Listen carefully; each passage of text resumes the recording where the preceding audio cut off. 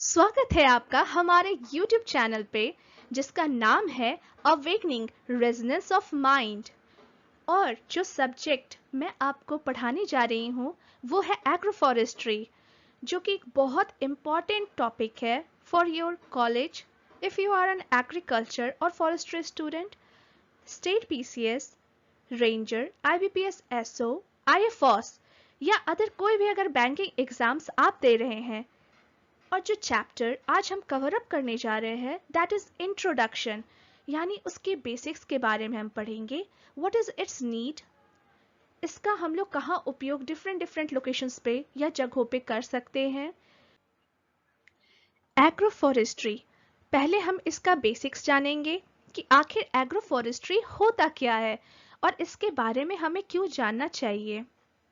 Agroforestry कोई एक new practice नहीं है, it is an very ancient practice जिसमें हम पेड़ों, फसलों या फिर जानवरों को एक साथ फार्म में रखते हैं and we get that productivity और we get that benefit from them all. However, ये टेम्परेट जोन में आखिरकार बहुत कम हो गया है। और ऐसा क्यों हुआ है? क्योंकि एग्रीकल्चर जो बहुत लार्ज स्केल पे अब होने लगा है उसकी वजह से ये जो हार्मोनी थी वो डिसरप्ट हो गई है। ये कॉन्सेप्ट इंडिया में बहुत पुराने समय से एक लेगेसी के द्वारा आया था जो कि ब्रिटिशर्स यहाँ पे लाए थे, but they exploited our natural resources और उन्होंने एक सेक्टोरल पॉलिसी भी लाया। आज के करंट सिनेरियो में अगर हम लोग जाएं तो हम ये देख सकते हैं कि कंट्री में बहुत सारे लैंड यूज क्लासिफिकेशन है और उसमें से कुछ इंपॉर्टेंट है कल्टीवेटेड लैंड जिसमें हम खेती करते हैं, फॉरेस्ट लैंड जो कि जंगलों का एक समूह होता है, पास्चर लैंड जिसमें घास उगते हैं और वेस्ट लैंड जिसका हम लोग उपयोग जनरली नहीं करते हैं। करंट सिनेरियो की अगर हम लोग बात करें तो इंडिया का ये टारगेट है 2030 का कि एक कार्बन सिंक क्रिएट किया जाए जो कि एक additionally 2.5 to 3 billion ton of CO2 के इक्विवेलेंट हो। और ये कैसे हम लोग प्राप्त कर सकते हैं? एक हमें प्रॉपर मैनेजमेंट की ज़रूरत होगी और ये एग्रोफॉरेस्ट्री से बहुत हद तक संभव है। अगर हम लोग नेक्स्ट पॉइंट की बात करें तो बेसिकली जितने भी हम लोग फॉरेस्ट लैंड को अब देखते हैं वो स्टेट फॉरेस्ट डिपार्टमेंट ओन करती है या फिर मैनेज करती है और वो वहाँ पे आसपास रह रहे लोगों को या फिर वहाँ पे आने जाने वाले लोगों को स्पेशल एक्टिविटी या स्पेसिफिक एक्टिविटी करने के लिए ग्रांट्स देती है या परमिशन देती है। लेकिन अभी अगर हम लोग बात करें तो बहुत सारे ऐसे लैंड यूज सिस्टम आ गए हैं जो कि आगे हम पढ़ेंगे भी कि जहाँ पे ट्रीज जो है वो जनरली लैंड ओनर्स के द्वारा उनको रखा जाता है। कुछ लोगों को ये राइट्स भी होता है फॉरेस्ट लैंड पे जिसके द्वारा वो अपने जानवरों को वहाँ पे चरा सकते हैं या फिर फॉडर, फ्यूल, टिम्बर और भी बहुत सारी चीज़ों को कलेक्ट कर सकते हैं, बट ये एक रूल्स और रेगुलेशंस के द्वारा ही संभव हो पाता है। तो चलिए जानते हैं इस स्लाइड में कि आखिर एग्रीकल्चर की कंडीशन कैसी होती है या फिर प्रोडक्टिविटी को कैसे बूस्ट किया गया। तो समय था 1960s का। India made massive investment in agriculture और ये जो था वो फूड प्रोडक्शन के सक्सेस के लिए बहुत ज़रूरी था और शायद वो हुआ भी। बहुत सारी जो हमारी डेवलपिंग कंट्रीज थी उन्होंने सेक्टोरल मोनोकल्चर को अडॉप्ट किया और बहुत सारी ऐसी फूड डिफिसिट कंट्रीज भी थी जो कि सेल्फ सफिशिएंट हो गए या आप कह सकते हैं फूड सरप्लस भी हो गए। लेकिन ऐसा हम लोग ग्लोबल सिचुएशन देख रहे थे, ये सभी कुछ बहुत सेटिस्फैक्टरी था, फिर भी साइंटिस्ट और जो प्लानर्स थे वो बहुत वरीड थे। For them increasing the pace of food production to keep pace with the unabated population growth जो कि ट्रॉपिक्स या सब ट्रॉपिक्स रीजन में हो रहा था, वो एक बहुत ही अनफिनिश्ड टास्क था। ऑल्दो बहुत सारी जो कंट्रीज है वर्ल्ड में उसमें डेमोग्राफिक ट्रांजिशन हो गया था, काफ़ी प्रोग्रेस भी हो चुकी थी, but final stage of this transition is like lagging behind demographically, generally Africa में या फिर हम लोग जब बात करते हैं इंडियन सब कॉन्टिनेंट में। बट इसका सॉल्यूशन क्या था? वेल देन, अगर हम लोग को फूड प्रोडक्शन को इंक्रीज करना है तो हमें सबसे पहले लैंड की जो प्रोडक्टिविटी होती है उसको मैक्सिमाइज करना होगा, और वो भी बहुत इफ़िशिएंटली विद बैलेंसिंग एग्रीकल्चरल आउटपुट। और हमारा ऐसा आउटपुट होना चाहिए कि हमारे पॉपुलेशन ग्रोथ के साथ वो मैच कर पाए। हम बात करते हैं कि एग्रीकल्चर को सिर्फ बढ़ाना ही फूड शॉर्टेज की प्रॉब्लम को कम या सॉल्व नहीं कर सकता था, ये इकोलॉजिकल बैलेंस भी मेंटेन नहीं कर पा रहा था। इसके लिए ज़रूरत थी कि हम कुछ मार्जिनल लैंड उसको हम लोग लेकर आए थोड़ी सी अमाउंट में, ताकि हम एक जो इकोलॉजिकल बैलेंस होता है उसको मेंटेन कर पाए। In fact, बहुत बड़ा एक large portion of currently tilted marginal area will have to be phased out of agriculture, जो कि economical या फिर ecological reason के लिए बहुत important था।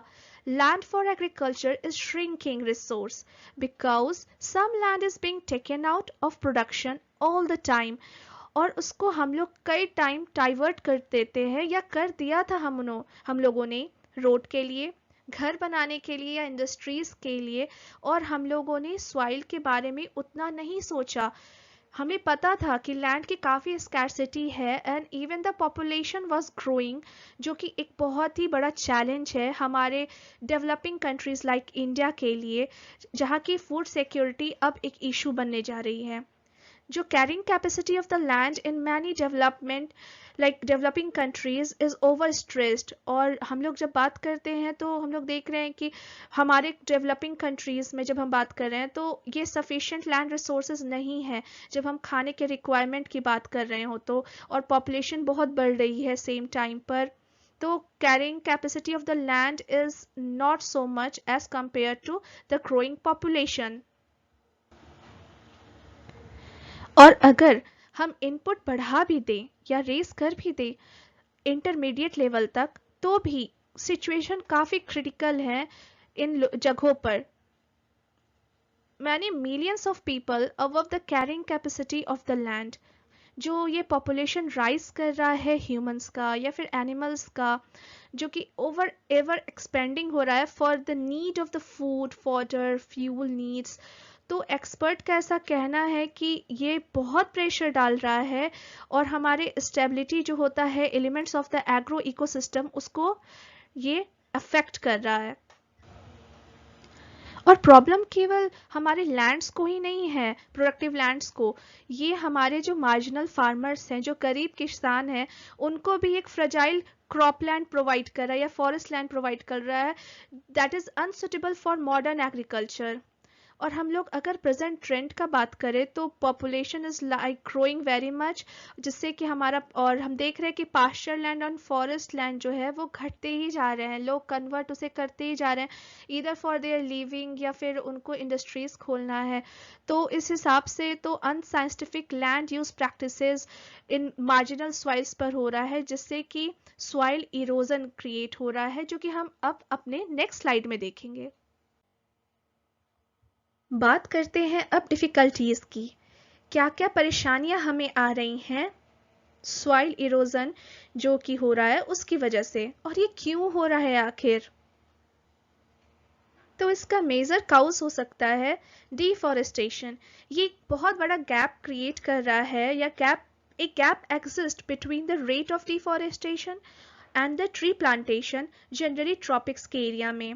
और जो वर्ल्ड रिसोर्स इंस्टीट्यूट है उन्होंने तो ये तक बता दिया कि समथिंग मिलियन ऑफ हेक्टेयर्स जो कि अपलैंड वाटर शेड है इन द हिमालयाज वो और सेंट्रल अमेरिका का, वो काफ़ी डिग्रेड हो चुका है। और क्यों हुआ है? हमारे ह्यूमन एक्टिविटी की वजह से। चेरापूंजी जो कि one of the wettest area था वर्ल्ड का, वो अब उतना वेजिटेशन डिवॉइड हो गया है, वहाँ पर वेजिटेशन काफ़ी कम हो चुका है। तो आखिर डिजर्टिफिकेशन हुआ कैसे? हमने जब फ्यूल वुड के लिए या फिर ग्रेजिंग पर्पसेस के लिए हमने अपने रिसोर्सेज को ज़्यादा काटना या चरना ज़्यादा छोड़ दिया, उसकी वजह से हमारे रिसोर्स जो हैं वो डिप्लीट होने लगे, और उनका डायरेक्टली इफ़ेक्ट किस पे पड़ा? एग्रीकल्चर पे। A non sustainable resource use system, commercial greed और जो careless technology are the sum of the important resources for desertification जो कि directly affect कर रही है agriculture को. Extensive deforestation वो क्या करती है, वो रेस कर देती है रिवर बेड्स को, जो कि कैरिंग कैपेसिटी उसकी कम कर देती है, और इससे क्या होता है कि उसका असर हमारे जो इरिगेशन होती है कैपेसिटी उस पे पड़ता है, और इससे हमारे जो निचले इलाके हैं उनमें फ्लड आना शुरू हो जाता है. नेशनल कमीशन ऑन फ्लड जो कि इंडिया में है, उन्होंने ये बताया कि irrigation potential of almost 60,000 hectare वो हर साल लॉस हो जाती है इसी सब सिचुएशन की वजह से. इस स्लाइड में हम पढ़ेंगे कि हमें आखिर एग्रो फॉरेस्ट्री की नीड क्यों है, क्यों ज़रूरत है आखिर हमें एग्रो फॉरेस्ट्री की. तो shifting cultivation and cutting of trees for fuel wood, ये सब मेजर काउजेज हैं डिफॉरेस्टेशन के. If the gap between the tree plantation या फिर deforestation can continue be the same, तो हमारे यहाँ पर फ्यूल वुड का बहुत बड़ा अभाव आएगा. और ऐसा कहा गया है कि ग्लोबल फॉरेस्ट जो है वो एक बहुत बड़ा क्रूशियल कार्बन सिंक होते हैं, लेकिन अगर हम इन सबको खो देंगे तो कार्बन सिंक आखिर होगा कहाँ, और उससे काफ़ी बड़ा एक ग्रीन हाउस इफेक्ट देखने मिलेगा, जिससे हमारे धरती का टेम्परेचर और इंक्रीज होगा, हमारे वेजिटेशन और घटेंगे, एंड देन फाइनली वो हमारे एग्रीकल्चर को भी इफेक्ट करेगा, हमारे फूड हैबिट, हमारे लिविंग स्टैंडर्ड, सभी चीज़ों को वो इफेक्ट कर देगा. डिफॉरेस्टेशन केवल हमारे एग्रीकल्चर को ही अफेक्ट नहीं करेगा, ये हमारे सी लेवल जो होते हैं उसको भी इंक्रीज कर देगा. जो हमारे कोस्टल या फिर समुद्र से जो तटीय इलाके होते हैं उसका इनुडेशन करवाएगा, या उसका जो स्तर होता है वो भी नीचे जाएगा, तो पानी या फिर फ्लड या फिर जो सुनामी टाइप की जो हमारे फिनोमेनन होते हैं वो काफ़ी और फ्रिक्वेंटली होने लगेंगे. एरिड रीजन में और जो बारिश कम हो रही है वो और भी कम हो जाएगी, तो ये टोटल एक ओवरऑल डिस्ट्रक्टिव फिनोमेनन हो जाएगा. तो इन सब डिस्ट्रक्शन को देखने के बाद अब कुछ सॉल्यूशन भी आना चाहिए कि आखिर इसका सॉल्यूशन है क्या. तो at this stage growing trees assume great significance, and ये एक लोगों का प्रोग्राम होना चाहिए. This seems feasible only when tree growing is combined with the single most important land use system जो कि agriculture है. जानते हैं कि agroforestry आखिर होता क्या है in a scientific way. तो ये हमारे बहुत एंशियंट टाइम से चला आ रहा है, और इसमें हम लोगों ने मॉडर्न साइंस को इनकॉर्पोरेट कर दिया है, जिसमें हम लोग पेड़ों को, फसलों को या फिर जानवरों को इंटीग्रेट करते हैं, यानी उनके साथ एक मिक्स सिस्टम अपनाते हैं, ताकि हम लोग बहुत अच्छे ढंग से या सस्टेनेबल वे में उस जगह का या उस लैंड का यूज़ कर सकें, या फिर उन रिसोर्सेज का जो कि trees, crop, animal, soil, water, उसका एक प्रोटेक्शन कर सके, इन सभी चीज़ों को मिलाकर.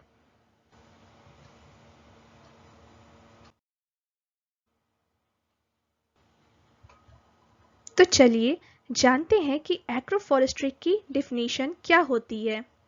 एग्रोफॉरेस्ट्री एक कलेक्टिव नेम है for a land use system and technology जहाँ पे हम लोग woody perennial are deliberately used on the same land management unit as agricultural crops, animal in some form of spatial arrangement or temporal sequence.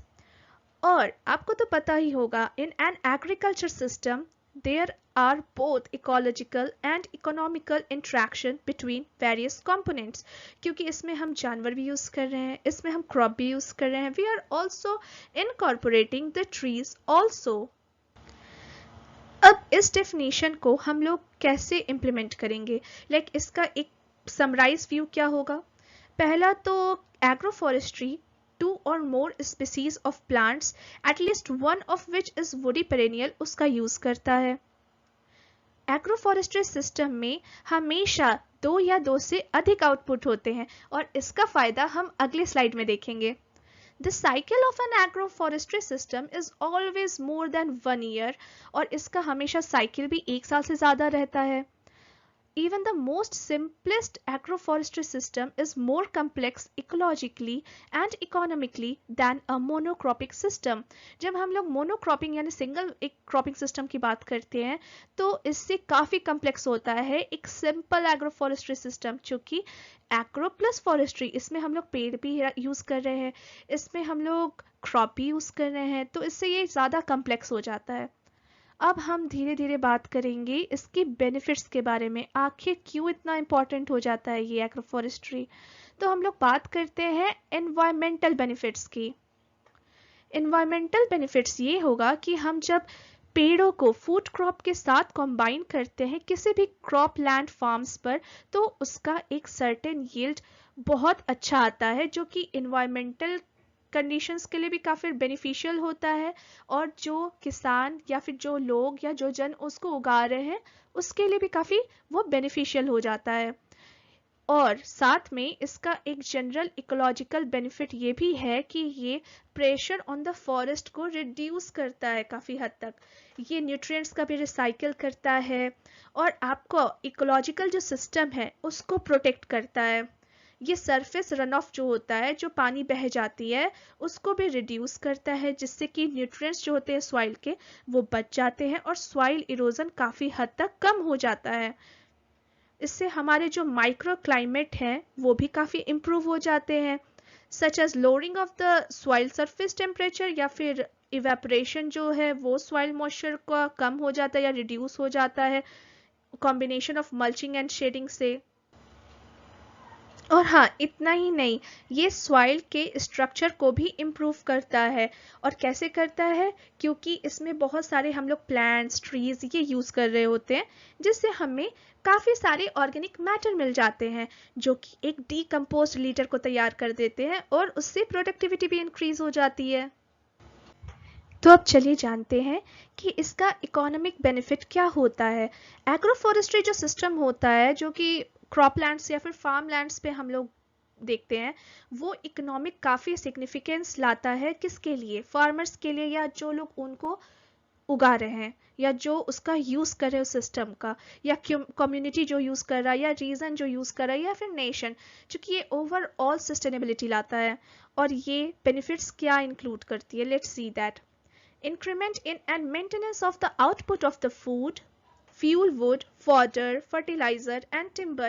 ये हमारे खाने का भी output बढ़ा देती है, जो जलावन की लकड़ी होती है उनको भी बढ़ा देती है, जो जानवरों को हम फॉडर खिलाते हैं उसको भी बढ़ा देती है, और फर्टिलाइज़र का भी काम कर जाती है जो कि हमने ऊपर पढ़ रखा है डिकम्पोज लीटर के रूप में। और हम टिम्बर जो यूज़ करते हैं, लकड़ी, the tree will give that timber too, and उसका हम लोग यूज़ करके इंडस्ट्रीज़ को दे सकते हैं, एक्स्ट्रा इनकम जनरेट कर सकते हैं। जब हम लोग बात करते हैं सिंगल क्रॉपिंग या फिर मोनोकल्चर सिस्टम की, तो उसमें कई टाइम हम लोग देखते हैं कि क्रॉप फेल्योर कर जाता है ड्यू टू वेरियस रीजंस। पर जब हम लोग एग्रो फॉरेस्ट्री का ये बात करते हैं तो हम लोग देखते हैं कि उसमें टोटल क्रॉप फेल्योर का जो चांसेस होता है वो काफ़ी कम होता है, या इंसिडेंसेस काफ़ी घट जाते हैं। और तीसरी बात ये है कि it increases in the level of farm income due to improved sustained productivity. इससे हमारी प्रोडक्टिविटी भी इंक्रीज हो जाती है। अब हम लोग बात करते हैं सोशल बेनिफिट्स की, कि आखिर सोसाइटी को क्या फ़ायदा हो रहा है, या सोसाइटी में रहने वाले लोगों को इस एग्रो फॉरेस्ट्री सिस्टम से क्या फ़ायदा हो रहा है। हमने पहले देख लिया कि इकोनॉमिक बेनिफिट क्या होता है और इकोलॉजिकल बेनिफिट क्या होता है, फिर अब हम आ रहे हैं कि सोशल बेनिफिट क्या होता है। तो हम लोग देखते हैं कि भाई ये क्रॉप और ट्री दोनों प्रोडक्ट का यील्ड जो है वो इंक्रीज कर देता है, और ये प्रोडक्ट्स जो होते हैं वो काफ़ी सस्टेनेबल होते हैं। ये केवल यही सब इंक्रीज नहीं करता है, ये रूरल लिविंग स्टैंडर्ड को भी इंक्रीज करता है, क्योंकि अगर कहीं का इनकम बढ़ेगा तो उनका रहन सहन भी ज़्यादा अच्छा हो जाएगा, उनको ज़्यादा इनकम जनरेट होने लगेगा, तो वो ज़्यादा अच्छे से एजुकेशन को गेन कर पाएंगे, और ये सस्टेनेबल लाइफ के लिए या सस्टेनेबल एम्प्लॉयमेंट के लिए बहुत ज़रूरी है, और इससे एक हायर इनकम भी जनरेट होगी। सेकेंड पॉइंट जो हम डिस्कस करेंगे वो है health. Improvement in nutrition and health due to increased quality and diversity of the food output. जब फूड आउटपुट बढ़ेगा तो फिर हमें डिफरेंट टाइप ऑफ न्यूट्रिशंस मिल पाएंगे, तो मैलन्यूट्रिशन के जो लोग होते हैं वो भी घटेंगे और एक अच्छा इम्प्रूव्ड हेल्थ आ पाएगा। जब हमने बात की थी मोनो एग्रीकल्चर्स की, तो फिर हमने उन्हें उस साइड देखा कि वो काफ़ी टाइम फेल्योर हो जाता है। बट जब हम बात करते हैं एग्रो फॉरेस्ट्री की, तो ये काफ़ी स्टेबलाइज है और ये अपलैंड कम्युनिटीज़ का लाइफ स्टाइल जो होता है वो काफ़ी इम्प्रूव कर देता है। उसकी वजह से उससे या उन लोगों को शिफ्ट नहीं करना पड़ता है, अपना साइट्स जो होता है फार्म एक्टिविटीज़ का वो वही रह जाता है, वो क्रॉप भी वहीं उगा लेते हैं, वो पेड़ भी वहीं उगा लेते हैं, and they get the benefits of both. लेकिन हम ये देखते हैं कि किसी भी जो एक्सपेक्ट होता है उसका दो साइड तो ज़रूर होता है, प्रोज एंड कॉन्स तो होते ही हैं। तो एग्रो फॉरेस्ट्री के भी कुछ लिमिटेशंस हैं या फिर उसमें भी कुछ खामियां रह ही जाती हैं, अब वो हम देखेंगे।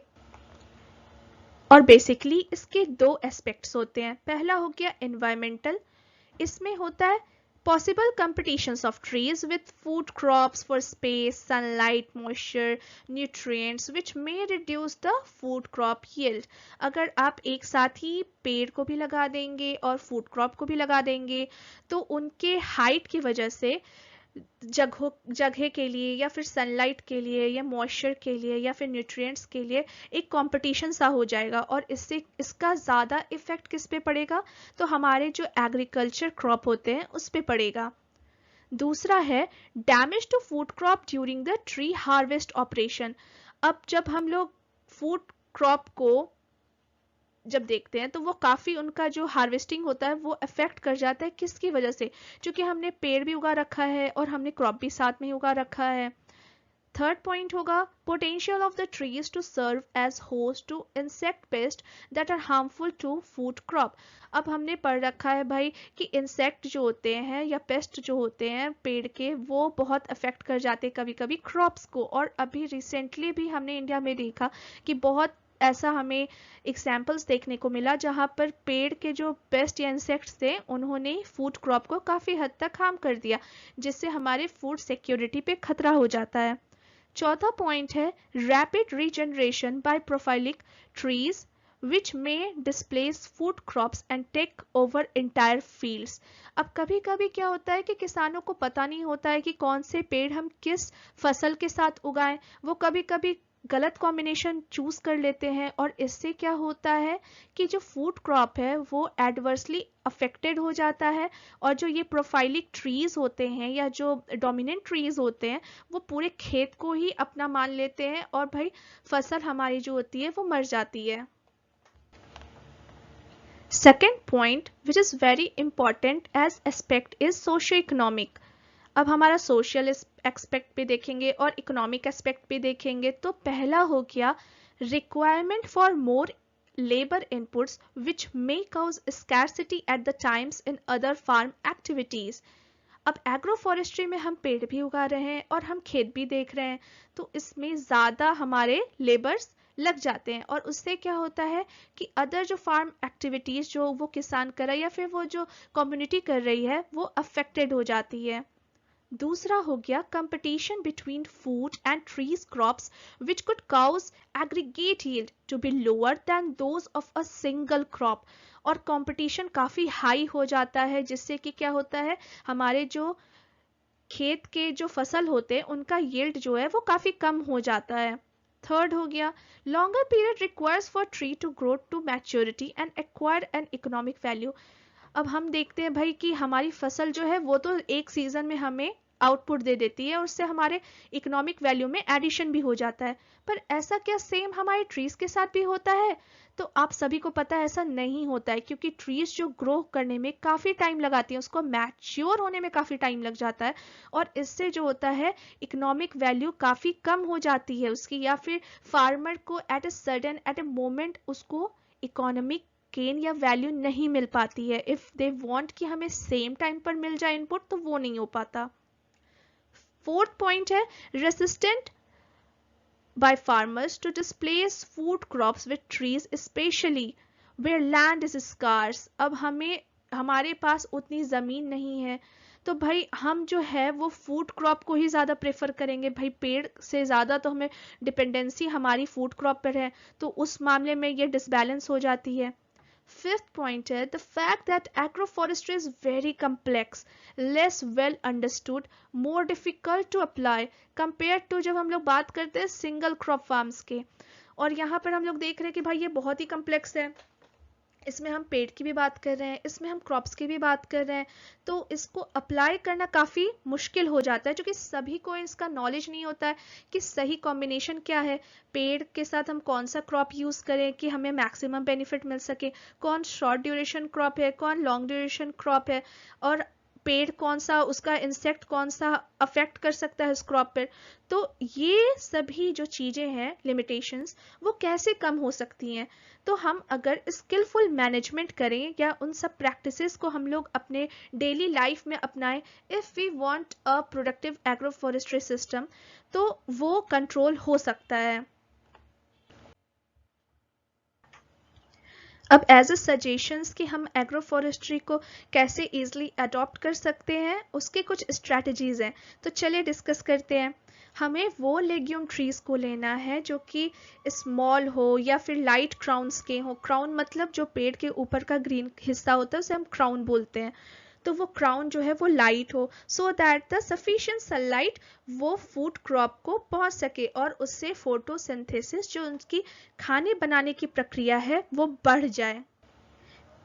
जब हम पेड़ों का चयन करें तो हमें ऐसे ट्री स्पीसीज को सेलेक्ट करना होता है जिसके जो जड़ें होती हैं वो काफ़ी डीप रूटेड हो, यानी लंबी हो। अगर वो लंबी नीचे की ओर जाएंगी तो वो काफ़ी मॉइस्चर को रिटेन कर सकती हैं या न्यूट्रिएंट्स को पा सकती हैं, और उससे क्या होगा कि जो सरफेस है उसका जो न्यूट्रिएंट्स है वो हमारे क्रॉप्स के लिए बच जाएगा। और तीसरा पॉइंट ये हो जाएगा कि space the trees farther apart, और हमको उसको दूर दूर रखना है ताकि कंपटीशन जो है वो फूड क्रॉप को या उनके प्रोडक्शन को उतना अफेक्ट नहीं कर पाए। तो चलिए इन सब बातों पे तो हमने बहुत ही अच्छे से पढ़ाई कर ली। अब देखते हैं कि एग्रो फॉरेस्ट्री के पास आखिर पोटेंशियल क्या है। तो इसका पोटेंशियल तो बहुत ज़्यादा है, खास करके आज के करंट सिनेरियो में, जबकि हमको एग्रीकल्चर प्रोडक्शन को इम्प्रूव करना है। तो ये एक बहुत ही अच्छा इम्पॉर्टेंट वे बन सकता है जिससे हम ओवरऑल प्रोडक्टिविटी को मेंटेन भी कर सके और इन्हेंस भी कर सके। अगर वो छोटा फार्म हो या फिर बड़ा फार्म हो, तो ये अभी प्रिवलेंट हो गया है बहुत सारे पार्ट्स में वर्ल्ड के, और उससे हमें बहुत सारा फ़ायदा भी मिल रहा है, उससे लाइफ स्टाइल भी बहुत सारे फार्मर्स की सुधर रही है।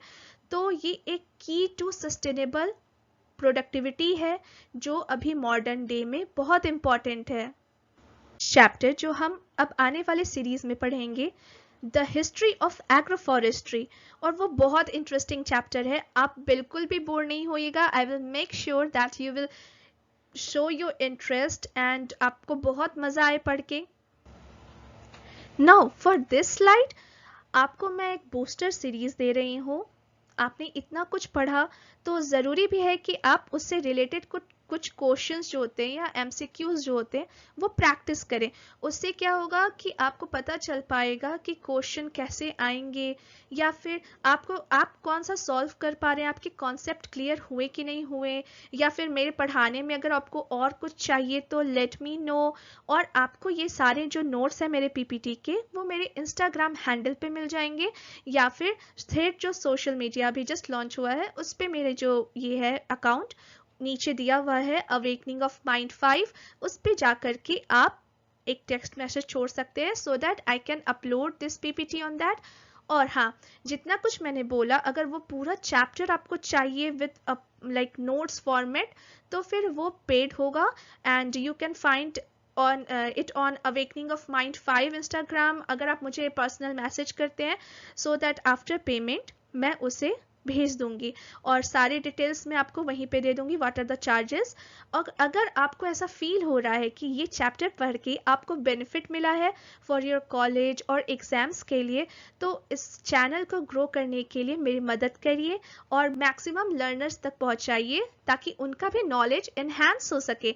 तो सब्सक्राइब करना, शेयर करना, कमेंट करना और लाइक करना बिल्कुल मत भूलिएगा एंड शेयर योर फीडबैक, ताकि मैं उस पर और वर्क कर सकूं and we can grow day by day together. मैं भी कुछ बढ़ सकूं और आप भी कुछ बढ़ सकें। We can share the knowledge together and make the world beautiful place. और हाँ, 2000 सब्सक्राइबर अगर मेरे जल्दी हो गए तो एक बहुत बड़ा सरप्राइज आने वाला है।